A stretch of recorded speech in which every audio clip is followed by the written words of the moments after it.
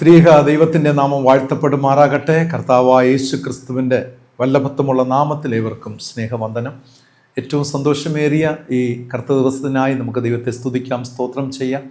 വീണ്ടും ഒരിക്കൽ കൂടെ ഈ യുന്നീമതി യേശുവെ യൂട്യൂബ് ചാനലിലൂടെ നിങ്ങളെ കാണുവാനും നിങ്ങൾക്കായി ദൈവത്തിന് സ്തോത്രം ചെയ്യുവാനും ദൈവവചനം ധ്യാനിപ്പാനും ഒക്കെ ദൈവത്തിൻ്റെ പരിശുദ്ധാത്മാ വിശ്വാസത്താൽ നമ്മെ സഹായിച്ചിരിക്കുന്നു. അതിലേക്കായി ദൈവത്തിന് സ്തുതി സ്തോത്രം കരയേറ്റാം. ഇവരെയും സന്തോഷത്തോടെ ഈ ശുശ്രൂഷയ്ക്ക് സ്വാഗതം ചെയ്യുന്നു. പ്രാർത്ഥനയോടുകൂടെ ഇന്നത്തെ ശുശ്രൂഷയിലേക്ക് നമുക്ക് പ്രവേശിക്കാം. യഹോവയ്ക്കായി പ്രത്യാശിച്ച് അവൻ്റെ വഴി പ്രമാണിച്ച് നടക്കുക, എന്നാൽ ഭൂമിയെ അവകാശമാക്കുവാൻ അവൻ നിന്നെ ഉയർത്തും.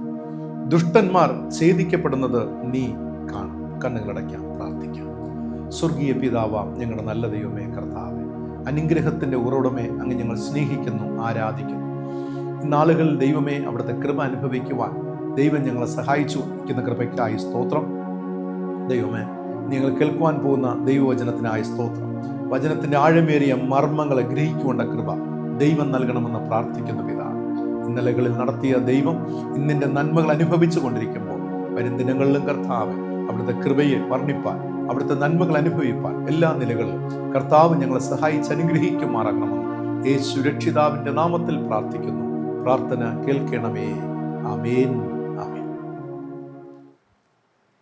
കഴിഞ്ഞ ആഴ്ചയിലെ ധ്യാനത്തിൻ്റെ ഒടുവിൽ ചോദിച്ച ചോദ്യം ഇതാണ്: യാക്കോബ് ഏത് സ്ഥലത്തേക്കുള്ള യാത്രാ മധ്യേയാണ് കല്ലുകൾ ഒന്നെടുത്ത് തലയണയായി വെച്ച് കിടന്നുറങ്ങിയത്? അതിൻ്റെ ആൻസർ എല്ലാവരും ശരിയുത്തരമാണ് രേഖപ്പെടുത്തിയിരിക്കുന്നത്. അതിൻ്റെ ഉത്തരം ഹാരാൻ എന്ന സ്ഥലമാണ്. ഹാരാൻ എന്ന സ്ഥലം. അതിൽ പങ്കെടുത്ത എല്ലാവരുള്ള നന്ദി സ്നേഹവും നീമതി യേശു എന്ന യൂട്യൂബ് ചാനലിലൂടെ ഞാൻ അറിയിക്കട്ടെ. കർത്താവ് നിങ്ങളെ സമൃദ്ധിയായി അനുഗ്രഹിക്കുമാറാകട്ടെ. ഇന്നത്തെ ധ്യാനത്തിൻ്റെ ഒടുവിൽ ഒരു ചോദ്യമുണ്ടായിരിക്കും. ശ്രദ്ധയോടെ ദൈവവചനം കേൾക്കാം, ഗ്രഹിക്കാം, നമ്മുടെ ജീവിതത്തിൽ പ്രയോജനമാക്കാം. പ്രിയമുള്ളവരെ, നമ്മുടെ ജീവിത യാത്രയിൽ ക്രൈസ്തവ വിശ്വാസ ജീവിതത്തിൽ ഏതെങ്കിലും തരത്തിലുള്ള ബന്ധനങ്ങൾ നമുക്കുള്ളിൽ ഉള്ളതായിട്ട് നമുക്ക് അനുഭവം ആയിട്ടുണ്ടോ? ഏതെങ്കിലും തരത്തിലുള്ള ബന്ധനങ്ങൾ നമുക്കുള്ളിൽ ഉണ്ടോ? നാമെല്ലാം ദൈവത്തെ ആരാധിക്കുന്നവരാണ്, സത്യ ദൈവത്തെ ആരാധിക്കുന്നവർ, ദൈവത്തിൻ്റെ ആത്മാവിനാൽ വഴി നടത്തപ്പെടുന്നവർ. ചോദ്യം: ഏതെങ്കിലും തരത്തിലുള്ള ബന്ധനങ്ങൾ എന്നിലുണ്ടോ എന്ന് ഞാൻ എപ്പോഴെങ്കിലും എന്നെ പരിശോധിച്ച് നോക്കിയിട്ടുണ്ടോ? ഇന്ന് നാം ധ്യാനത്തിനായി എടുത്തിരിക്കുന്ന വേദഭാഗം യെശയ്യാ പ്രവചന പുസ്തകം 61-ാം അധ്യായത്തിൻ്റെ 1 മുതൽ 3 വരെയുള്ള വാക്യങ്ങളെ ആസ്പദമാക്കിയാണ്. യെശയ്യാ പ്രവചന പുസ്തകത്തെ 3 കാലഘട്ടങ്ങളായി 3 പുസ്തകങ്ങളായിട്ട് വിഭജിക്കപ്പെട്ടിട്ടുണ്ട്, 3 തരംതിരിച്ചിട്ടുണ്ട്. 1 മുതൽ 39 വരെയുള്ള അധ്യായങ്ങളെ പരിശോധിച്ചാൽ യെശയ്യാവിൻ്റെ കാലഘട്ടത്തെക്കുറിച്ച്, യെശയ്യാവ് ജീവിച്ചിരുന്ന കാലഘട്ടത്തിലെ സ്ഥിതിഗതികളെക്കുറിച്ച് വ്യക്തമായി രേഖപ്പെടുത്തിയിട്ടുണ്ട്. 40 മുതൽ 55 വരെ വായിക്കുമ്പോൾ ബാബിലോണിലെ 70 വർഷത്തെ പ്രവാസ കാലത്തെക്കുറിച്ച് വ്യക്തമായും വിശദമായും രേഖപ്പെടുത്തിയിട്ടുണ്ട്. 56 മുതൽ 66 വരെയുള്ള വാക്യങ്ങൾ വായിക്കുമ്പോൾ ബാബിലോണിൽ നിന്നും ദൈവജനം തിരിച്ചു വരുന്ന കാലഘട്ടത്തിലെ അനുഭവങ്ങളെക്കുറിച്ച് അവിടെ വിശദമാക്കപ്പെട്ടിട്ടുണ്ട്. 70 വർഷത്തെ പ്രവാസത്തിന് ശേഷം ദൈവജനത്തിൻ്റെ സ്വന്തം ദേശത്തെ പുനർനിർമ്മാണം ചെയ്യുന്ന പ്രവൃത്തികളെക്കുറിച്ചാണ് പ്രവാചകനിലൂടെ ഈ ദൈവജനത്തിന് നൽകുന്നത് എന്ന് കാണുവാനായിട്ട് സാധിക്കും. യെശയ്യാ പ്രവചന പുസ്തകം 61-ന്റെ 1-ാമത്തെ വാക്യം വായിക്കുമ്പോൾ ഇപ്രകാരം പറഞ്ഞിരിക്കുന്നു: എളിയവരോട് സത്വർത്തമാനം ഘോഷിപ്പാൻ യഹോവ എന്നെ അഭിഷേകം ചെയ്തിരിക്കൊണ്ട് യഹോവയായ കർത്താവിൻ്റെ ആത്മാവ് എൻ്റെ മേൽ ഇരിക്കുന്നു എന്ന് രേഖപ്പെടുത്തിയിരിക്കുകയാണ്. ഇത് വായിക്കുമ്പോൾ തന്നെ അറിയാം, വരാൻ പോകുന്ന ഒരു വലിയ നന്മയെക്കുറിച്ചാണ് രേഖപ്പെടുത്തിയിരിക്കുന്നത്. കാരണം ഈ ജനം 70 വർഷക്കാലം ഇത്രയധികം കഷ്ടതയിലൂടെ, പ്രതിസന്ധിയിലൂടെ കടന്നുപോയ ഒരു ജനമായിരുന്നു. അവരുടെ ജീവിത രീതികളൊക്കെ വളരെ പ്രയാസകരമേറിയ ഒരു അനുഭവമായിരുന്നു. എന്നാൽ ഇപ്പോൾ ഇതാ തങ്ങൾക്ക് നഷ്ടമായതിനെ തിരിച്ചു നൽകുവാൻ, തിരിച്ച് പണിതെടുക്കുവാനുള്ള ഒരു അവസരം, ഒരു ഭാഗ്യം ലഭിച്ചിരിക്കുകയാണ്. അത് ആത്മീയമായും ഭൗതികമായും ദൈവത്തിൻ്റെ അനാദി തീരുമാനപ്രകാരം പുനർനിർമ്മാണം ചെയ്യപ്പെടുവാൻ പോവുകയാണ്. 2 മേഖലകളും, ആത്മീയ മേഖലയും അതുപോലെ തന്നെ ഭൗതിക മേഖലയും ഒരുപോലെ പുനർനിർമ്മാണം ചെയ്യപ്പെടുവാൻ പോവുകയാണ്. അതിൽ പ്രത്യേകിച്ചും ഇവിടെ ഊന്നൽ നൽകി പറഞ്ഞിരിക്കുന്നത് തങ്ങളുടെ വിശ്വാസ ജീവിതത്തെ, ആത്മീക മേഖലയെ പുനർനിർമ്മാണം ചെയ്യുന്ന അനുഭവത്തെക്കുറിച്ചാണ്. അതിനായിട്ട് അതിന്റെ പശ്ചാത്തലം നാം പരിശോധിച്ചാൽ, ഇവരെ ബാബിലോണിലെ പ്രവാസത്തിലേക്കായി കൊണ്ടുപോകുന്നതിന് മുൻപുള്ള ആ കാലഘട്ടത്തെ പരിശോധിച്ചാൽ ഇവർക്കുള്ളിലെ പാപം നിറഞ്ഞ അല്ലെങ്കിൽ പാപത്താൽ നിറയപ്പെട്ട ചില ബന്ധനങ്ങൾ ഉണ്ടായിരുന്നു എന്നുള്ളതാണ്. ചില ചങ്ങലകൾ അല്ലെങ്കിൽ പാപത്തോട് തങ്ങളുടെ ജീവിതത്തെ ബന്ധിപ്പിച്ചിരുന്ന ചങ്ങലകൾ ഉണ്ടായിരുന്നു എന്നുള്ളതാണ്. ചങ്ങലയാൽ ബന്ധിക്കപ്പെട്ട പാപങ്ങൾ, അതായത് അത്രത്തോളം ചങ്ങലയാൽ ബന്ധിക്കപ്പെട്ട പാപങ്ങൾ എന്ന് പറയുവാൻ കാരണം അത്രത്തോളം ഈ ജനം പാപത്തിൽ മുഴുകിക്കിടന്നിരുന്നു, പാപത്തെ ചേർത്ത് പിടിച്ചിരുന്നു എന്നുള്ളതാണ്. കാരണം ദൈവത്തിന് വിരോധമായ പാപ സ്വഭാവങ്ങളെ ജീവിതത്തോട് ചേർത്ത് പിടിച്ചിരുന്നു. അതുകൊണ്ടാണ് ഞാൻ ആ വേർഡ് ഉപയോഗിച്ചത്, ചങ്ങലയാൽ ബന്ധിക്കപ്പെട്ട പാപങ്ങൾ. അതുകൊണ്ട് ഇവിടെ പ്രവാചകങ്ങളുടെ നൽകുന്ന ദൂതെന്ന് പറയുന്നത് ഈ ചങ്ങലകൾ പൊട്ടിക്കണം, ഈ ചങ്ങലകൾ മുറിച്ച് ഈ പാപത്തെ ഇവരിൽ നിന്ന് പൂർണ്ണമായി ഇല്ലായ്മ ചെയ്യണം. അപ്പൊ എനിക്കുള്ളിൽ ചങ്ങലയാൽ ബന്ധിക്കപ്പെട്ട പാപങ്ങൾ, ആ ബന്ധന കെട്ടുകളെ തകർക്കണം. എങ്കിൽ മാത്രമേ എന്നെ പുനർനിർമ്മാണം ചെയ്യുവാൻ കഴിയത്തുള്ളൂ. എന്നെ ഒരു പുതിയ വ്യക്തിയായി, പുതിയ മനുഷ്യനായി ദൈവത്തിന്റെ അനുഗ്രഹങ്ങൾ പ്രാപിക്കുവാൻ തക്ക വിധത്തിൽ എന്നിലൊരു ശുദ്ധീകരണം സംഭവിക്കുകയുള്ളൂ. പ്രിയമുള്ളവരെ, അങ്ങനെയെങ്കിൽ ദൈവത്തിന്റെ വചനം നമ്മെ ഓർപ്പിക്കുന്നത്, ഈ നാളുകളിൽ, ഈ കാലഘട്ടത്തിൽ നമ്മിൽ ഇങ്ങനെയുള്ള പാപത്തിന്റെ ബന്ധനങ്ങൾ ഉള്ളതായിട്ട് മനസ്സിലാക്കുവാൻ സാധിക്കും. അപ്പോൾ ദൈവത്തിന്റെ അനുഗ്രഹം പ്രാപിക്കണമെങ്കിൽ, ദൈവം നമുക്കുള്ളിൽ വസിക്കണമെങ്കിൽ, ദൈവ സാന്നിധ്യം അനുഭവിക്കണമെങ്കിൽ ഈ പാപത്തെ ബന്ധിച്ചിരിക്കുന്ന ചങ്ങലകൾ പൊട്ടിക്കപ്പെടണം എന്നുള്ളതാണ്, തകർക്കപ്പെടണം എന്നുള്ളതാണ്. അതുകൊണ്ട് തന്നെ ഇവിടെ പ്രവാചകനിലൂടെ ഈ ജനത്തിന് നൽകുന്ന ദൂത് എന്ന് പറയുന്നത്, എളിയവരോട് സദ്വർത്തമാനം ഘോഷിപ്പാൻ യഹോവ എന്നെ അഭിഷേകം ചെയ്തിരിക്കുന്നതുകൊണ്ട് കർത്താവിന്റെ ആത്മാവ് എന്മേലിരിക്കുന്നു. അതായത് ഈ ചങ്ങലകൾ പൊട്ടിക്കുവാൻ കർത്താവിന്റെ ആത്മാവ് എനിക്കുള്ളിൽ വരണം. ആമേൻ. കർത്താവിന്റെ ആത്മാവ് എനിക്കുള്ളിൽ വന്നാൽ മാത്രമേ ഈ പാപവുമായി ബന്ധിപ്പിച്ചിരിക്കുന്ന ചങ്ങലകളെ പൊട്ടിച്ച് എനിക്ക് സ്വതന്ത്രമാകുവാൻ കഴിയുകയുള്ളൂ. ഇത് വായിക്കുമ്പോൾ തന്നെ ഏത് ആത്മാവാണ്, ആരാണ് എനിക്കുള്ളിൽ കടന്നു വരേണ്ടതെന്ന് വ്യക്തമാണ്. ഇത് വരാൻ പോകുന്ന മശിഹായെ കുറിച്ചാണ് ഈ പ്രവചനത്തിൽ പറഞ്ഞിരിക്കുന്നത്. വരാൻ പോകുന്ന മശിഹായ യേശു ക്രിസ്തുവിനെ കുറിച്ച്.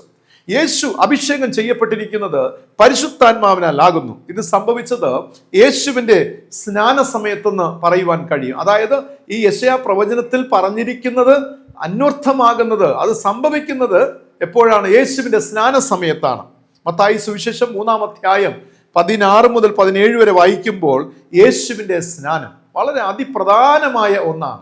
കർത്താവായ യേശു ക്രിസ്തുവിന്റെ നിയോഗത്തെ സ്വർഗത്തിൽ നിന്നും പ്രഖ്യാപിക്കപ്പെട്ട ഒരു സമയമായിരുന്നു. ഇവൻ എൻ്റെ പ്രിയപുത്രൻ, ഇവനിൽ ഞാൻ പ്രസാദിച്ചിരിക്കുന്നു. തൻ്റെ പ്രേക്ഷിത പ്രവർത്തനങ്ങൾക്ക് അതോടുകൂടെ കർത്താവ് തുടക്കം കുറിക്കുകയാണ്. അതായത് മനുഷ്യൻ തൻ്റെ പാപത്തെ ചങ്ങലയാൽ ബന്ധിച്ചിരിക്കുമ്പോൾ അതിനെ തകർക്കുവാൻ ദൈവം മനുഷ്യനായി ലോകത്ത് ദൈവപുത്രനായി അവതരിച്ച് ഈ ലോകത്തിലെ സകല തിന്മകളിൽ നിന്ന്, ബന്ധനങ്ങളിൽ നിന്ന് മനുഷ്യനെ വിടുവിക്കുന്ന ഒരു മനോഹരമായ ദൈവിക ദൗത്യത്തെ കാണുവാനായി സാധിക്കും. അതുകൊണ്ടാണ് അവിടെ പറഞ്ഞിരിക്കുന്നത്, ദൈവത്തിൻ്റെ ആത്മാവ് കർത്താവായ യേശു ക്രിസ്തുവിൻ്റെ മേൽ പ്രാവിൻ്റെ രൂപത്തിൽ വന്ന് അവനെ അഭിഷേകം ചെയ്യുന്ന അനുഭവം കാണുവാനായി സാധിക്കും. ദൈവത്തിൻ്റെ ആത്മാവിന് മാത്രമേ നമ്മുടെ പാപത്തിൽ നിന്ന് നമ്മെ വിടുവിക്കുവാൻ കഴിയുള്ളൂ, എല്ലാ ചങ്ങലകളെയും പൊട്ടിക്കുവാൻ കഴിയുകയുള്ളൂ. പ്രിയമുള്ളവരെ, കർത്താവായ യേശു ഈ ലോകത്തിലേക്ക് വന്നത് നമ്മെ സഹായിക്കുവാൻ, നമ്മെ കരുതുവാൻ, സകലവിധമായ പാപബന്ധനങ്ങൾ നമ്മെ വിടുവിക്കുവാൻ വേണ്ടിയാണ്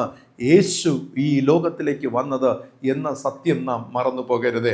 അതുകൊണ്ടാണ് ഒരു പാട്ടുകാരൻ പാടിയ താങ്ങും കരങ്ങളുണ്ട് നിന്റെ ഹൃദയം തകരുമ്പോൾ ശാശ്വത പാറ യേശു പുതു ജീവൻ പകർന്നിടം. നാം തളർന്നു പോകുന്ന പാപബന്ധനത്താൽ പലപ്പോഴും നാം ഒരു കുഴിയിലകപ്പെട്ട അല്ലെങ്കിൽ ഒരു പൊട്ടക്കിണറ്റിലേക്ക് വീണ അനുഭവത്തിലേക്ക് ചെല്ലുമ്പോൾ അവിടെ നിന്നെ താങ്ങുവാൻ അഭിഷേകിതനായ അല്ലെങ്കിൽ ദൈവത്തിൻ്റെ അഭിഷേകം പ്രാപിച്ച മെസ്സിഹയായ ലോകത്തിൻ്റെ രക്ഷിതാവ് നമുക്കുണ്ട്, നമ്മെ രക്ഷിക്കുവാൻ. പ്രിയരെ, നാം പലപ്പോഴും നമ്മുടെ ചിന്തകളിൽ, നമ്മുടെ പ്രവൃത്തികളിലൊക്കെ ഒരുപാട് പാപങ്ങളെ കൊണ്ട് നടക്കുന്നവരാണ്, പാപ സ്വഭാവങ്ങൾ കൊണ്ട് നടക്കുന്നവരാണ്. ശരിയല്ലേ? ചില ജന്മ സ്വഭാവങ്ങൾ അല്ലേ, തലമുറയായി നാം അനുവർത്തിച്ചു എന്ന ചില പാപ സ്വഭാവങ്ങൾ, പാപത്തിൻ്റെ ബന്ധന കെട്ടുകൾ നമ്മിലുണ്ട്. ഇത് തകർക്കപ്പെടണം, ഇത് അഴിക്കപ്പെടണം, ഇതിനൊരു പരിഹാരമുണ്ടാകണം. ഇത് പരിഹാരം വരുത്തുവാൻ യേശുവിന് മാത്രമേ കഴിയുകയുള്ളൂ. കർത്താവായ യേശു ക്രിസ്തു നമ്മിൽ ഉള്ള സകല പാപബന്ധനങ്ങൾ തകർക്കുവാൻ ക്രിസ്തുവിന് കഴിയും. പ്രിയമുള്ളവരെ, ആ ക്രിസ്തുവിനെ നമ്മുടെ ജീവിതത്തിൽ പൂർണ്ണമായി ഉൾക്കൊള്ളുക എന്നുള്ളതാണ്. എല്ലാവിധ ചങ്ങലകൾ, അത് പാപത്തിൻ്റെ മാത്രമല്ല, രോഗത്തിൻ്റെ, ദുരാത്മാവിൻ്റെ, അതുപോലെ മറ്റു പല തരത്തിൽപ്പെട്ട ബന്ധനങ്ങൾ നമ്മിലുണ്ട്. അവിശ്വാസത്തിൻ്റെ, സംശയത്തിൻ്റെ, ഭയത്തിൻ്റെ ബന്ധനങ്ങൾ. ഈ ബന്ധനങ്ങളെല്ലാം തകർക്കപ്പെടണം. പ്രിയമുള്ളവരെ, നാം എവിടെ തളരുന്നു, എവിടെ തകരുന്നു, അതൊരുപാട് റീസണാകാം. ഞാൻ മുൻപ് സൂചിപ്പിച്ച ഭയം, സംശയം, അവിശ്വാസം, പാപം, ഇങ്ങനെയുള്ള വിഷയങ്ങളാൽ നാം എവിടെ തകർക്കപ്പെടുന്നു, തളർന്നു പോകുന്നു, അവിടെ നമ്മെ അപ്ലിഫ്റ്റ് ചെയ്യുവാൻ, നമ്മെ ഉയർത്തുവാൻ, നമ്മെ കരുതുവാൻ, സഹായിക്കുവാൻ, ഒരു പുതിയ തലത്തിലെത്തിക്കുവാൻ കർത്താവിന് കഴിയുമെന്നുള്ളതാണ്. പ്രിയമുള്ളവരെ, 1-2 ചിന്തകൾ നമുക്ക് ഈ പ്രഭാതത്തിൽ ധ്യാനിക്കാം. ഒന്നാമതായി, വേദപുസ്തകം പറയുന്നു, യെശയ്യാ പ്രവചനൻ്റെ പുസ്തകം 61-ന്റെ 1-ാം വാക്യത്തിൻ്റെ 2-ാമത്തെ ഭാഗം വായിക്കുമ്പോൾ, ഹൃദയം തകർന്നവരെ മുറികെട്ടുവാൻ. കർത്താവായ യേശു ക്രിസ്തു ഈ ലോകത്തിലേക്ക് വന്നത് ഹൃദയം തകർന്നവരെ മുറികെട്ടുവാൻ. ഹൃദയം തകരുക എന്ന് പറയുന്ന ഒരു ബന്ധനമാണ്. ജീവിതത്തിൽ എവിടെയോ ചില ബന്ധനങ്ങൾ ഉള്ളത് കൊണ്ട് തകർന്ന ഹൃദയത്തോടെ നാം ജീവിക്കേണ്ട അനുഭവം, ജീവിക്കേണ്ട ഒരു അവസ്ഥ എത്തിച്ചേർന്നിരിക്കുകയാണ്. ശരിയല്ലേ? പലപ്പോഴും ജീവിതത്തിൻ്റെ പല മേഖലകളിലൊക്കെ നാം ആയിരിക്കുമ്പോൾ തകർന്ന അനുഭവത്തോടായിത്തീരാറുണ്ട്. അത് നമ്മുടെ ജീവിതത്തിൻ്റെ ബന്ധനമാണ്. ഏതോ ചില ബന്ധനങ്ങൾ, ഏതോ ചില തടസ്സങ്ങൾ, പ്രതികൂലങ്ങൾ നമ്മെ അലട്ടിക്കൊണ്ടേയിരിക്കുന്നു. അതുകൊണ്ട് നമ്മുടെ മനസ്സ് തകർന്നിരിക്കുകയാണ്. അതുകൊണ്ട് ബൈബിൾ പറയുന്നത്, ഹൃദയം തകർന്നവരെ മുറികെട്ടുവാനാണ് യേശു വന്നത്. ബി എ ഡോക്ടർ, ഒരു വൈദ്യനായി യേശു ഈ ലോകത്തിൽ വന്നു എന്നുള്ളത്. അങ്ങനെ വൈദ്യനായി ഈ ലോകത്തിൽ അവതരിച്ച യേശുവിൻ്റെ പ്രവൃത്തികളെക്കുറിച്ച് നമുക്ക് നോക്കാം. ഒരുപാട് തകർന്ന ഹൃദയങ്ങൾക്ക് സൗഖ്യദായകനായി മാറുകയാണ്. 3 നന്മകളെ അവിടെ നൽകുകയാണ്. ഒന്ന്, ഒരു പുതിയ ജീവിതം നൽകുകയാണ്. നയീനിലെ വിധവയ്ക്ക് ഏക മകനുണ്ടായിരുന്നു. ആ മകൻ മരണപ്പെടുകയാണ്. ആ അമ്മയുടെ എല്ലാ പ്രതീക്ഷകളും പോയി. തകർന്ന ഹൃദയത്തോടെ ആ മകനെ കുഴിച്ചിടുവാനായിട്ട് കുഴിക്കരയിലേക്ക് ചെല്ലുകയാണ്.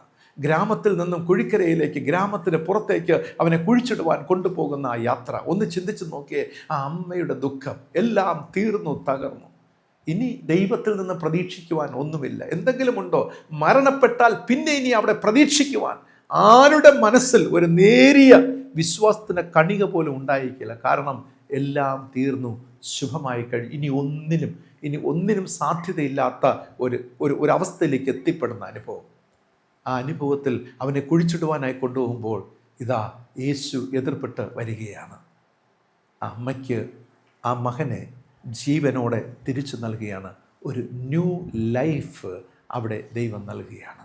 പ്രിയമുള്ളവരെ, ജീവിതത്തിൽ എവിടെയാണോ എല്ലാം തീർന്നു എന്ന് ചിന്തിക്കുന്നത്, 0 എന്ന അളവിൽ, ആ ഒരു ലെവലിൽ കൊണ്ട് നമ്മെ എത്തിക്കുന്നത്, അവിടെ യേശു നമ്മെ എതിർപ്പെടും. പ്രിയമുള്ളവരെ, യേശു അവിടെ വന്ന് നിൽക്കും, എന്നെയും നിങ്ങളെ സഹായിക്കുവാനായിട്ട്, നമ്മെ കരുതുവാൻ. കാരണം അവൻ വേദപുസ്തകം പറയുന്നു, ഹൃദയം തകർന്നവരെ മുറികെട്ടുന്നവനാണ് നമ്മുടെ യേശു.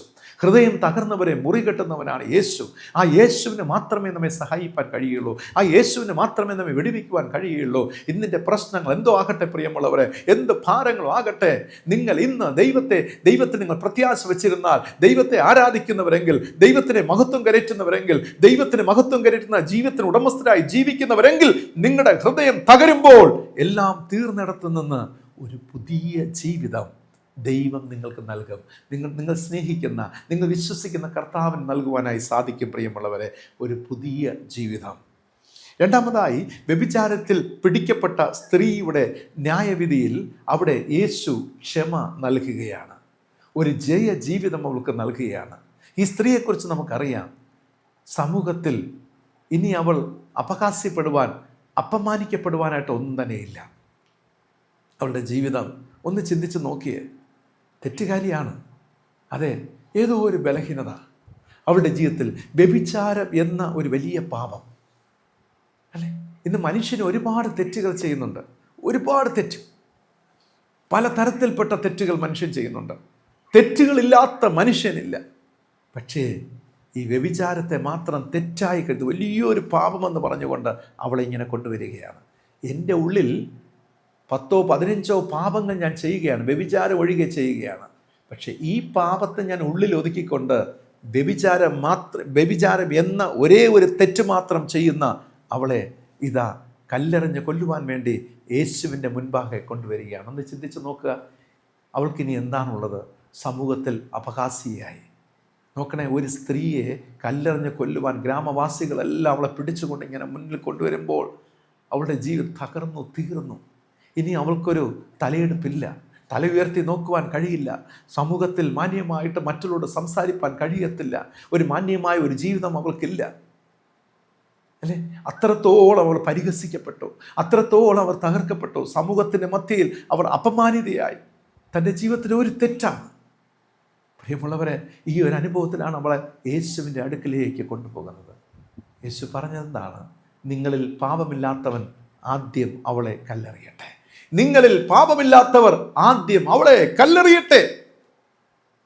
കല്ലുകളുമായിട്ട് വന്നവർ, അവളെ പിടിച്ചുകൊണ്ട് വന്നവരെല്ലാം അവരുടെ തലകൾ കുനിയുകയാണ്. അവർ തങ്ങളിലേക്ക് നോക്കുകയാണ്. കർത്താവായ യേശു ക്രിസ്തു അവരുടെ കണ്ണ് തുറപ്പിക്കുകയാണ്. അവരുടെ കണ്ണ് തുറപ്പിക്കുകയാണ്. വ്യഭിചാരിണിയായ ഈ സ്ത്രീയെ പിടിച്ചുകൊണ്ട് വന്നവരുടെ കണ്ണുകളെ തുറപ്പിക്കുകയാണ്. അവർ തങ്ങളിലേക്ക് നോക്കുകയാണ്. യേശുവിൻ്റെ വാക്ക് കേട്ട് തങ്ങൾക്കുള്ളിലേക്ക് നോക്കുകയാണ്. അപ്പോഴാണ് മനസ്സിലായി, അയ്യോ, എൻ്റെ ജീവിതത്തിൽ ഈ വ്യഭിചാരത്തെക്കാൾ ഏറെ വലിയ വലിയ പാപങ്ങൾ ഞാൻ ചെയ്തുകൊണ്ടിരിക്കുന്നുവല്ലോ. അവരുടെ തല കുനിയുകയാണ്. ഇത്രയും സമയം തലയെടുപ്പോടുകൂടെ ഇവളെ പിടിച്ചുകൊണ്ട് വന്നവരുടെ തലകൾ കുനിയുന്നു. കല്ലുകൾ താഴെ വീഴുകയാണ്. പതിയെ അവർ പുറകിലോട്ട് പോവുകയാണ്. എപ്പോഴാണോ അവരുടെ തലകൾ കുനിഞ്ഞത്, ഇതാ വ്യഭിചാരിണിയായ ഈ സ്ത്രീയുടെ തല ഉയരുകയാണ്. ആമേൻ, ആമേൻ. തല ഉയരുകയാണ്. ജയ ജീവിതത്തേക്കുള്ള ഒരു ചുവട് കർത്താവ് അവൾക്ക് കാണിച്ചു കൊടുക്കുകയാണ്. ജയ ജീവിതത്തിലേക്കുള്ള ഒരു ചുവട് ദൈവം അവൾ കാണിച്ചു കൊടുക്കും. സ്ത്രീയെ, നിന്നെ ആരും കുറ്റം വിധിച്ചില്ലല്ലോ, ആരും കല്ലെറിഞ്ഞില്ലല്ലോ, ഞാനും നിന്നെ വിധിക്കുന്നില്ല. ഇനി പാപം ചെയ്യരുത്. ക്ഷമ നൽകി കർത്താവ് അവളെ പറഞ്ഞയക്കുകയാണ്. ജയ ജീവിതം, വിക്ടോറിയസ് ലൈഫ് കർത്താവ് അവൾക്ക് പ്രദാനം ചെയ്യുകയാണ്.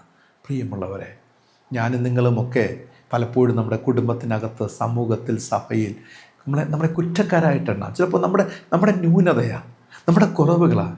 എവിടെയൊക്കെ ചില പാപങ്ങൾ നമ്മൾ ചെയ്തു വരുന്നുണ്ട്. എവിടെയൊക്കെ നാം ചില പാപങ്ങൾ ഹൈഡ് ചെയ്തിട്ടുണ്ട്. നാം ചില സിൻഫുൾ ലൈഫ് ഒന്ന് ചിന്തിച്ച് നോക്കിയേ. ദൈവം മാത്രം കാണുന്ന, നിങ്ങൾ മാത്രം കാണുന്ന ചില പാപങ്ങളുണ്ട് നിങ്ങൾക്കുള്ളിൽ. പക്ഷേ ഒന്ന് ചിന്തിച്ച് നോക്കിയേ, ഇത് പുറത്തറിയുമ്പോൾ, നിങ്ങൾ രഹസ്യമായി ചെയ്തുകൊണ്ടിരിക്കുന്ന പാപം ഒരു ദിവസം അത് പുറത്തറിയുമ്പോൾ നിങ്ങളുടെ തല കുനിയുന്നത് നിങ്ങൾ ചിന്തിച്ചിട്ടുണ്ടോ? അവിടെയാണ് കർത്താവ് പറയുന്നത്, ഹൃദയം തകർന്നവരെ മുറികെട്ടുവാൻ യേശുവിന് സാധിക്കും. നിങ്ങൾക്കൊരു ജയജീവൻ നൽകുവാൻ സാധിക്കും. എത്ര വലിയ ഭാഗ്യം!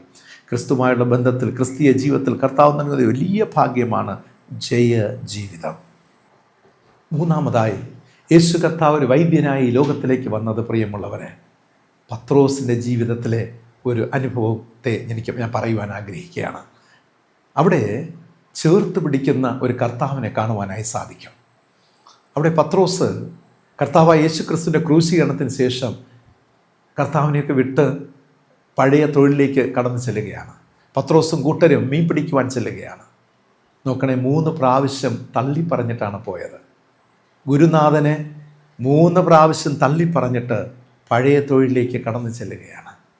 പക്ഷേ ഉയർത്ത കർത്താവ് അവരെ തേടി ഗലീല കടൽക്കരയ്ക്ക് പോയി അവരെ ചേർത്ത് പിടിച്ച് ഒരുമിച്ച് നിർത്തുന്ന ഒരു അനുഭവത്തെ, ചിത്രത്തെ കാണുവാനായി സാധിക്കും. എന്നെ കേൾക്കുന്ന പ്രിയ ദൈവജനമേ, നമ്മെ ഒരുമിച്ച് ചേർത്ത് പിടിക്കുന്ന ഒരു കർത്താവാണ് നമുക്കുള്ളത്.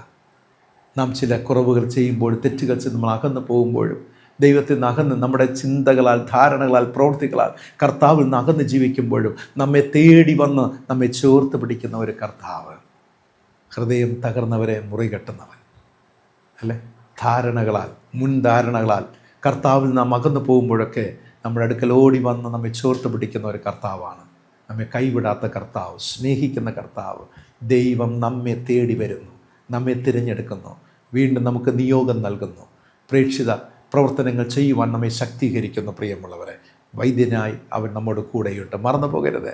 വൈദ്യനായി 3 നന്മകളാണ് തരുന്നത്. 1 ഞാൻ പറഞ്ഞു, പുതിയ ജീവിതം. 2 ജയജീവിതം. 3 ചേർത്ത് പിടിക്കുന്ന ഒരു ജീവിതം പ്രിയരെ. രണ്ടാമതായി അവൻ വിമോചകനാകുന്നു.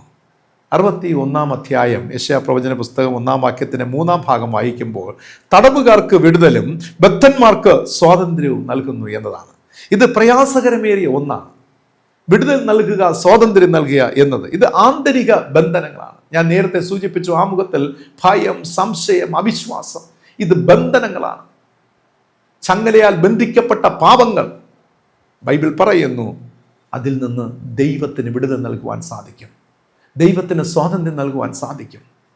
നമുക്കറിയാം, ചിലരെയൊക്കെ എത്ര തന്നെ പ്രസംഗം കേട്ടാലും, എത്ര തന്നെ കൗൺസിൽ ചെയ്താലും, അഡ്വൈസ് ചെയ്താലും, നിർദ്ദേശങ്ങൾ കൊടുത്താലും ഉള്ളിലെ ഭയം മാറുകയില്ല, ഉള്ളിലെ സംശയം നീങ്ങുകയില്ല, അവിശ്വാസം നീങ്ങുകയില്ല. അല്ലെ, കർത്താവ് തന്നെ പറഞ്ഞു, അവിശ്വാസവും കോട്ടവുമുള്ള ഈ തലമുറയോട് ഞാൻ എങ്ങനെ കൂടെ ഇരിക്കും? എത്ര കണ്ടാലും എത്ര കേട്ടാലും അവിശ്വാസം മാറിപ്പോകുന്നില്ല, സംശയം നീങ്ങിപ്പോകുന്നില്ല. ദൈവം പറഞ്ഞു, ഞാൻ ഇവരോടൊപ്പം എങ്ങനെ ഇരിക്കും? വചനം പറയുന്നു, ഇവർക്ക് സ്വാതന്ത്ര്യം വേണം. കർത്താവായ യേശു ക്രിസ്തുവിന്, അഭിഷിക്തന് മാത്രമേ ഇവർക്ക് സ്വാതന്ത്ര്യം നൽകുവാൻ കഴിയുകയുള്ളൂ. അതുകൊണ്ടാണ് യോഹന്നാൻ സുവിശേഷം 8:32 കർത്താവ് പറഞ്ഞത്, നിങ്ങൾ സത്യം അറിയുകയും സത്യം നിങ്ങളെ സ്വതന്ത്രരാക്കുകയും ചെയ്യും. 8:36 പറഞ്ഞിരിക്കുന്നു, പുത്രൻ നിങ്ങൾക്ക് സ്വാതന്ത്ര്യം വരുത്തിയാൽ നിങ്ങൾ സാക്ഷാൽ സ്വതന്ത്രരാകും. യേശു നമ്മിലെ മരണഭയം നീക്കി പ്രത്യാശയും പ്രതീക്ഷകളും നൽകുന്നു എന്നതാണ്. അല്ലെ, നമ്മിലെ മരണഭയം നീക്കുവാൻ കർത്താവിന് കഴിയും. ഇന്ന് നമ്മെ ഭരിക്കുന്ന ഒരു ഭയമുണ്ട്, മരണഭയം, ഭീതി. അല്ലേ, എല്ലാ കാര്യങ്ങളെ കുറിച്ചൊരു ഭീതി നമ്മെ ഭരിക്കുന്നുണ്ട്. ഇവിടെ 2 കാര്യമുണ്ട്. മരിച്ചവരെ ഉയിർപ്പിച്ചവനാണ് കർത്താവ്, മരണത്തെ ജയിച്ചവനാണ് കർത്താവ്. ഈ 2 കാര്യങ്ങൾ മറന്നു പോകരുത്. ഈ 2 കാര്യത്തെക്കുറിച്ച് ചിന്തിച്ചാലേ നമുക്ക് മനസ്സിലാകും, യേശുവിന് എന്നെ സകല ബന്ധനങ്ങളിൽ നിന്നും വിമോചിപ്പിക്കുവാൻ കഴിയുമെന്ന്. ഭയത്തിൽ നിന്ന്, നിരാശയിൽ നിന്ന് എല്ലാറ്റിനും വിടുവിക്കുവാനായി കഴിയും. കാരണം അവൻ മരിച്ചവരെ ഉയർപ്പിച്ചവനാണ്, മരണത്തെ ജയിച്ചവനാണ്. ദൈവത്തിന് അത്ഭുതങ്ങളെ പ്രവർത്തിക്കുവാൻ കഴിയും പ്രിയമുള്ളവരെ. 3-ാമതായിട്ട് കർത്താവ് നമുക്കൊരു പുതിയ പ്രഭാതത്തെ പ്രദാനം ചെയ്യുന്നു എന്നതാണ്. 2-ാം വാക്യത്തിൻ്റെ അവസാനം വായിക്കുമ്പോൾ യഹോവയുടെ പ്രസാദ വർഷം, ദൈവത്തിൻ്റെ പ്രതികാര ദിവസം, ഈ 2 കാലഘട്ടങ്ങളെക്കുറിച്ച് രേഖപ്പെടുത്തിയിരിക്കുകയാണ്. ഈ 2 കാലഘട്ടങ്ങളിലും ദുഃഖിതന്മാർ ആശ്വാസം കണ്ടെത്തുമെന്നാണ് വചനം പഠിപ്പിക്കുന്നത്. കർത്താവിൻ്റെ പ്രസാദ വർഷം, കർത്താവിൻ്റെ പ്രതികാര ദിവസം. ഇത് 1-ാമത്തേത് പ്രസാദ വർഷം, കർത്താവായ യേശുവിൻ്റെ ആദ്യ ആഗമനമാണ്. കർത്താവിൻ്റെ പ്രതികാര ദിവസം, കർത്താവായ യേശുവിൻ്റെ 2-ാമത്തെ വരവിനെ കുറിച്ചാണ് സൂചിപ്പിച്ചിരിക്കുന്നത്. ഈ 2 കാലഘട്ടത്തിലും ദുഃഖിതന്മാർക്ക് ആശ്വാസമുണ്ട്. അതായത്, നീ ദൈവഭാഗത്ത് നിന്നുകൊണ്ട് ഈ ലോകത്ത് നേരിടുന്ന തിന്മകൾ അനുഭവിക്കുമ്പോഴും ഓർക്കുക, നിന്റെ ദുഃഖം സന്തോഷമായി തീരും. വചനം പറയുന്നു, നീയോ ദുഃഖിക്കും, ലോകമോ സന്തോഷിക്കും, എന്നാൽ നിന്റെ ദുഃഖം സന്തോഷമായി മാറും. Your sorrow will be turn into joy. എത്ര ധന്യമായ അനുഭവം പ്രിയമുള്ളവരെ. പ്രതികാര ദിവസത്തിൽ, ആ സെക്കൻഡ് പീരീഡ് എന്ന് പറയുന്ന 2-ാമത്തെ കാലഘട്ടം എന്ന് പറയുന്നത് വചനം വ്യക്തമായി നമ്മെ പഠിപ്പിക്കുന്നുണ്ട്. ഈ ലോകത്തിൽ കഷ്ടതകളും സഫറിങ്സൊക്കെ സഹിച്ച് ദൈവഭാഗത്ത് നിന്നുകൊണ്ട് നിങ്ങൾ ജീവിക്കുമ്പോൾ ഓർക്കുക, നിത്യതയിൽ നിങ്ങൾക്കൊരു സന്തോഷമുണ്ടാകും. അവിടെ നിങ്ങളെ സന്തോഷിപ്പിക്കുന്ന ഒരു കർത്താവുണ്ട്. പ്രതികാര ദിവസത്തിൽ ദൈവം അവനവൻ ചെയ്ത പ്രവൃത്തിക്ക് തക്ക പ്രതിഫലം കൊടുക്കുവാൻ വരുമ്പോൾ ഈ ലോകത്തിൽ ദുഃഖത്തിലും വേദനയിലും ഒക്കെ സഞ്ചരിച്ച് ദൈവവിശ്വാസത്തെ മുറുകെ പിടിച്ച നിങ്ങൾക്ക് ആശ്വാസം ലഭ്യമാകും എന്നതാണ് അവിടെ പറയുന്നത്. ആഹ്ലാദം നൽകുന്ന ഒരു ദൈവമാണ്. വചനം പറയുന്നു, വെണ്ണീറിന് പകരം അലങ്കാരമാല, ദുഃഖത്തിന് പകരം ആനന്ദ തൈലം, വിഷണ്ണ മനസ്സിന് പകരം സ്തുതി എന്ന മേലാട. യേശു ഒരു വലിയ ആനന്ദത്തെ നമ്മുടെ ജീവിതത്തിൽ പ്രദാനം ചെയ്യുമെന്നതാണ് പ്രിയമുള്ളവരെ. നോക്കണേ, വ്യഭിചാരത്തിൽ പിടിക്കപ്പെട്ട ഒരു സ്ത്രീക്ക് ലഭ്യമായ ആനന്ദം, അടയ്ക്കപ്പെട്ട കല്ലറയിൽ നിന്ന് മരിച്ച ലാസർ പുറത്തു വീട്ടിലേക്ക് വന്നപ്പോൾ മറിയയ്ക്കും മാർത്തയ്ക്കുമുണ്ടായ ആനന്ദം, ക്രൂശിക്കപ്പെട്ട അടക്കം ചെയ്ത് യേശു 3-ാം നാൾ ഉയർത്ത് ശിഷ്യന്മാർക്ക് പ്രത്യക്ഷനായപ്പോൾ ശിഷ്യന്മാർക്കുണ്ടായ അതേ ആനന്ദം പ്രിയമുള്ളവരെ. ഈ ആനന്ദം തരുവാൻ ദൈവം നമ്മെ വിളിക്കുകയാണ്. യേശുവിൻ്റെ അടുക്കൽ പോയി നമ്മെ തന്നെ സമർപ്പിക്കാമോ? എന്നിലെ ബന്ധനങ്ങൾ തകർക്കപ്പെടണം. ചങ്ങലയാൽ ബന്ധിക്കപ്പെട്ട പാവങ്ങൾക്ക് ഒരു മോചനമുണ്ടാകണം. എന്നിലെ സംശയത്തിന്, ഭയത്തിന് ഒരു അവസാനം, അറുതി ഉണ്ടാകണം. അത് അഭിഷിക്തനായ, അല്ലെങ്കിൽ ദൈവത്തിൻ്റെ ആത്മാവിന് അഭിഷിക്തനായ യേശു ക്രിസ്തുവിന് മാത്രമേ കഴിയുകയുള്ളൂ. ഏൽപ്പിച്ചു കൊടുക്കുക. നമ്മെ ശുദ്ധീകരിക്കുക, വിശുദ്ധിയുടെ പാത തിരഞ്ഞെടുക്കുക. ദൈവത്തിൻ്റെ അത്ഭുതങ്ങളെ കാണും പ്രിയമുള്ളവരെ. എല്ലാ ചങ്ങലകളും പൊട്ടിക്കുന്നവനാണ് യേശു. എല്ലാ ചങ്ങലകളും, നിങ്ങൾ ബന്ധിച്ചു വച്ചിരിക്കുന്ന എല്ലാ ചങ്ങലകളും പൊട്ടിക്കുവാൻ ദൈവത്തിന് കഴിയും. അതുകൊണ്ട് പ്രിയമുള്ളവരെ, യേശുവിനെ നമ്മോട് കൂടെ കൂട്ടാം. നിത്യരാജ്യം എന്ന വാഗ്ദത്ത നാട് കർത്താവ് നമുക്കായി ഒരുക്കിയിട്ടുണ്ട്. യേശുവിനെ കൂടെ കൂട്ടാം. അത് നമ്മുടെ ജീവിതത്തിൽ ഒരുപാട് അനുഗ്രഹങ്ങളെ കൊണ്ടുവരും. ഇന്നത്തെ ചോദ്യം ഇതാണ്: യെശയ്യാ പ്രവചന പുസ്തകത്തെ എത്ര ഭാഗങ്ങളായിട്ടാണ് തരംതിരിച്ചിട്ടുള്ളത്? യെശയ്യാ പ്രവചന പുസ്തകത്തെ എത്ര ഭാഗങ്ങളായിട്ടാണ് തരംതിരിച്ചിട്ടുള്ളത്? അപ്പോൾ ഈ ചോദ്യത്തിൻ്റെ ഉത്തരം നിങ്ങൾ കമൻറ്റ് ബോക്സിൽ രേഖപ്പെടുത്തുക. ഈ വചനം നിങ്ങൾക്ക് അനുഗ്രഹപൂർണ്ണമായ നിങ്ങളിത് മറ്റുള്ളവർക്ക് ഷെയർ ചെയ്യുക. ദൈവം നിങ്ങളെ സഹായിക്കട്ടെ, അനുഗ്രഹിക്കട്ടെ. കണ്ണുകളടയ്ക്കാം, നമ്മുടെ ദൈവത്തോട് പ്രാർത്ഥിക്കാം. സ്നേഹവാനും പരിശുദ്ധനുമാനുമായിരിക്കുന്ന സ്വർഗീയ പിതാവാം നല്ല ദൈവമേ, അവിടുത്തെ മാറ്റമില്ലാത്ത വചനങ്ങളെ ഞങ്ങളെ കേൾപ്പിച്ചതോർത്ത് സ്തോത്രം ചെയ്യുന്നു. ജീവിത നാളുകളിൽ കർത്താവെ, ഞങ്ങളിൽ തുടർന്ന് വരുന്ന, ഞങ്ങളെ ബന്ധിച്ചിരിക്കുന്ന പാപബന്ധനങ്ങൾ, പാപം, അവിശ്വാസം, നിരാശ, സംശയം, ഭയം, ഈ ബന്ധനങ്ങളിൽ നിന്നൊക്കെ ഞങ്ങളെ മോചിക്കുവാൻ അവിടുന്ന് ശക്തനെന്ന് ഞങ്ങൾ തിരിച്ചറിയുന്നു. കർത്താവ് ഞങ്ങളെ സ്വതന്ത്രരാക്കുമ്പോൾ ഞങ്ങൾക്ക് ലഭിക്കുന്നത് പുതിയ ജീവിതം, ജയ ജീവിതം, ഞങ്ങളെ അവിടുന്ന് ചേർത്ത് പിടിക്കുന്ന ഒരു ജീവിതം. ഇത് പ്രാപിച്ചെടുക്കേണ്ട ഭാഗ്യം ദൈവം ഞങ്ങൾക്ക് നൽകണമേ. ഈ വചനം ശ്രവിച്ച എല്ലാവരെയും യേശുവിൻ്റെ നാമത്തിൽ അടിയൻ അനുഗ്രഹിച്ച് പ്രാർത്ഥിക്കുന്നു. എല്ലാവരുടെ മേലും അവിടുത്തെ കൃപ പകരണമേ. സ്വർഗീയ പിതാവിൻ്റെ സാന്നിധ്യം പകരണമേ. അത്ഭുതങ്ങളെ കാണുമാറാക്കണമേ. മാനസിക സമ്മർദ്ദത്തിൽ വിഷമതകളായിരിക്കുന്നവരപ്പ, ദൈവമായ കർത്താവെ, ഞങ്ങളെ സഹായിപ്പാൻ ആരുമില്ലല്ലോ എന്ന് ചിന്തിച്ചുകൊണ്ട് കർത്താവെ, ആമേൻ കർത്താവെ, അഗാധമായ ആഴത്തിൽ വേദനയിൽ അമ്മ തകർന്ന ഹൃദയത്തോടിരിക്കുന്ന മക്കൾക്ക് എൻ്റെ അപ്പൻ ആശ്വാസം നൽകണമേ, ധൈര്യപ്പെടുത്തണമേ, കൈകാലുകൾക്ക് ബലം കൊടുക്കണമേ, ഉൾബലം കൊടുക്കണമേ. സ്വർഗത്തിലെ പിതാവായ ദൈവത്തിന്റെ ശക്തി മക്കളിലൂടെ ഇടപെടുമാറാകട്ടെ. സഹായിക്കണമേ, വഴി നടത്തണമേ അപ്പ. ഒന്നിനും മുട്ടില്ലാതെ ദൈവം വഴി നടത്തണമേ. കഴിഞ്ഞ ഒരാഴ്ചക്കാലം കൂടെ ഇരുന്നല്ലോ. ഈ ആഴ്ചയിൽ ദൈവമേ അവിടുത്തെ കൃപയും സ്നേഹം അനുഭവിപ്പാൻ സഹായിക്കണമേ. എല്ലാവരെയും അനുഗ്രഹിച്ച് പ്രാർത്ഥിക്കുന്നു. കാത്തുകൊള്ളണമേ. എല്ലാ ഹൃദയങ്ങൾക്കും സമാധാനം നൽകണമേ. എല്ലാ വീടിനും സന്തോഷം നൽകണം. ദൈവകൃപയിൽ പൊതിഞ്ഞുകൊള്ളണം. യേശു രക്ഷിതാവിന്റെ നാമത്തിൽ പ്രാർത്ഥിക്കുന്നു. പ്രാർത്ഥന കേൾക്കണമേ. ആമേൻ. കർത്താവ് പഠിപ്പിച്ചതുപോലെ നമുക്ക് പ്രാർത്ഥിക്കാം. സ്വർഗസ്ഥനായ ഞങ്ങളുടെ പിതാവേ, തിരുനാമം വിശുദ്ധീകരിക്കപ്പെടണമേ. തിരുരാജ്യം വരണമേ. തിരുവിഷ്ടം സ്വർഗത്തിലെ പോലെ ഭൂമിയിലുമാകണമേ. ഞങ്ങൾക്ക് ആവശ്യമുള്ള ആഹാരം തരണമേ. ഞങ്ങൾ കടക്കാരോട് ക്ഷമിച്ചിരിക്കുന്നത് പോലെ ഞങ്ങളുടെ കടങ്ങൾ ഞങ്ങളോട് ക്ഷമിക്കണം. ഞങ്ങളെ പരീക്ഷയിൽ കടത്താതെ ദുഷ്ടങ്ങൾ ലഭിക്കണം. രാജ്യവും ശക്തിയും മഹത്വം ഇന്നും എന്നേക്കും അങ്ങേക്കുള്ളതല്ലോ. ആമേൻ. പിതാവും പുത്രനും പരിശുദ്ധാത്മാവുമായ ത്രിയേക ദൈവത്തിന്റെ കൃപയും സമാധാനവും അനുഗ്രഹവും നിങ്ങളേവരോടും നിന്നും സദാകാലം കൂടി ഇരിക്കുമാറാകട്ടെ. ആമേൻ. ആമേൻ. പ്രിയരെ, എല്ലാ ചങ്ങലകളും പൊട്ടിക്കുവാൻ നമ്മുടെ കർത്താവിന് കഴിയും. ഈ കർത്താവിനെ നമ്മുടെ കൂടെ കൂട്ടാം. ദൈവത്തിൻ്റെ ആത്മാവ് അതിന് നമ്മെ സഹായിക്കട്ടെ. Amen. God bless you all. Thank U.